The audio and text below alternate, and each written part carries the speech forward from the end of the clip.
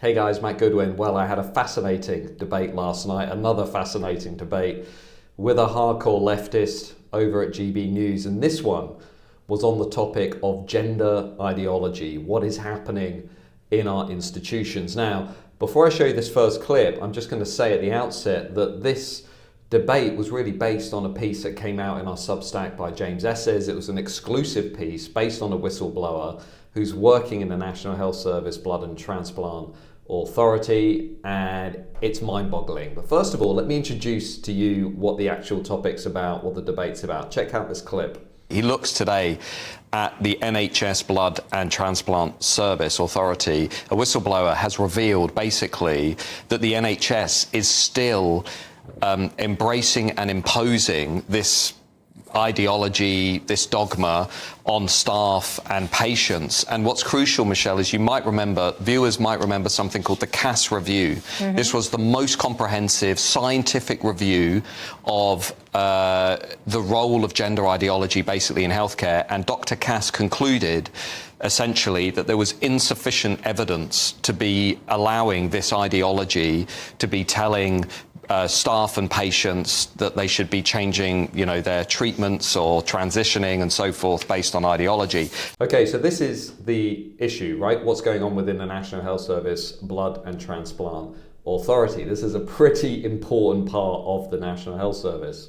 Now, I was debating a leftist, a kind of Labour guy, Jonathan Liss, and he was asked as to what he thinks about this issue. And I want to show it to you because I think it really gets at the heart of how leftists view the question of gender ideology, radical gender ideology. They really don't see it as a problem. They don't see it as an issue. They don't really think it's problematic. But I'll let Jonathan speak in his own words. Listen to this. One of the things this says as well, when it comes to blood packs, Jonathan, that now staff have to reference gender codes when it comes to blood packs. This apparently also looks at someone's sex assigned at birth and then kind of matches as well how they now identify in terms of their gender.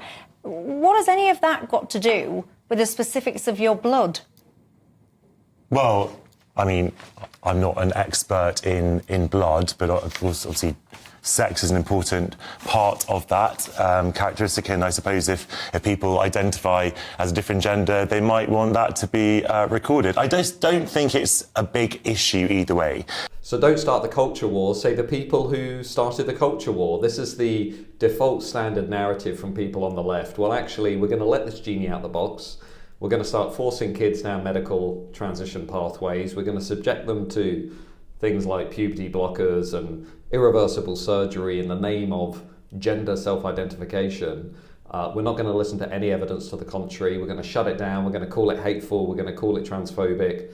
And basically, if you want to discuss these issues, you're a dangerous culture warrior. That essentially is what you heard from Jonathan. And I responded to him, as I like to respond all the time now to leftists, is to say, well, either you believe in evidence and science or you don't. Because as you know, in the UK, as I mentioned in the clip, we have had the Cass Review. It's one of the world's most comprehensive reviews of the role of gender ideology, of where the science is on all of these issues. And Dr. Cass concluded that there was insufficient evidence to be pushing kids down the medical pathways that these radical zealots would push them down. So I had this back and forth with Jonathan, but then we also got on to talking about another aspect of this issue. You should just check out this next clip. I think the problem with what Matt's addressing is that there is a deep kind of culture war issue here, where you have a group of people who see conspiracy everywhere, who want us all to be terrified and angry about everything all the time. And actually, I don't think most people mind if there is just a little bit more care taken towards inclusive language, for example, or to making people feel that they are welcome in the NHS and in different sort of institutional spaces.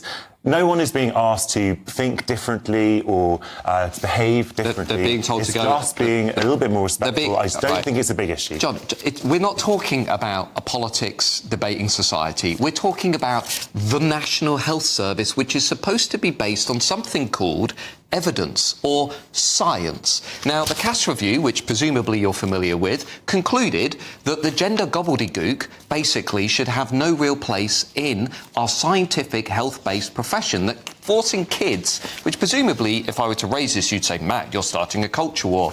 Mutilating children... Well, that is a deeply inflammatory... Mutilating children in the name of gender ideology, you're OK with that, right? Whereas the Cass Review was very clear at saying we should not be forcing children to transition, to go down medical pathways, because there was insufficient evidence. Now, I believe in the West. I believe in Enlightenment values, which means I believe in science and knowledge. What you are saying is anybody who doesn't believe those things is transphobic or is hateful, and we should just be inclusive. Sorry, but you're talking nonsense. Science first, ideological dogma out the window. I mean, I'm glad that Matt thinks he knows so much about the things I believe, which I haven't actually said.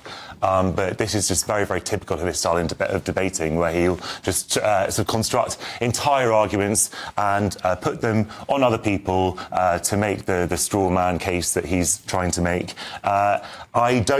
Mutilating children, if you're going to have a debate about this, use temperate language. This is absolutely no way to abusing children. No, it's no way to conduct. It's child abuse. No. Giving children puberty blockers is child abuse. Is not. You can argue about the relative merits of puberty blockers without using words like mutilation. It's child abuse. It's not about surgical intervention. Giving children treatments where there is insufficient evidence is child abuse. There is a wealth. We can talk about the Cass Review and about the different reports that were made, and there was a lot of critical discussion about that, about the reports that she'd made, and the evidence about puberty blockers is actually very, very well researched. So now we're also not allowed to talk about mutilating children, which of course is exactly what these radical ideological activists are trying to do. They're trying to force children, in the name of dogma, in the name of ideology, to basically be subjected to medical surgery, interventions, treatments that Dr. Cass and others have shown there is insufficient evidence to be doing this. Now, I call a spade a spade. I think if you subject children to medical interventions for which there is an insufficient amount of evidence to support those interventions, my personal view is that's child abuse. I don't think many ordinary people out there in the world would object to that. I think they see that whatever we expose children to has to be rooted in evidence, has to be rooted in fact, in science, and these are the things that we should be defending in Western civilization. But what you saw in this debate with this leftist is a kind of ignorance, a kind of willingness to basically put ideology or this religion of radical progressivism above and beyond science, reason and evidence, and that is not what we should be doing. If this guy was put in charge of the NHS, he would quite clearly have no issue with imposing all of this gender gobbledygook on our families and kids. And that's why, as you saw, I didn't really give an inch. I held the line, I called it what it is, and I tried to represent the forgotten majority. Now, as I said, this came from our Substack, so if you're not reading the Substack, it comes out a few times each week over at mattgoodwin.org. You're missing out. We are ahead of the debate. We're publishing evidence that the elite class don't want you to hear about. We're publishing arguments that the elite class don't want you to be familiar with, and we are making the case for a new politics, not just in Britain, but across the West. So do join us over at mattgoodwin.org. If you found this video interesting, if you find all of my debates interesting, don't forget to hit like and subscribe under this channel. Join us, be part of our community. We're about making change. We're about trying to change the public square and the national conversation. See you soon. Bye-bye.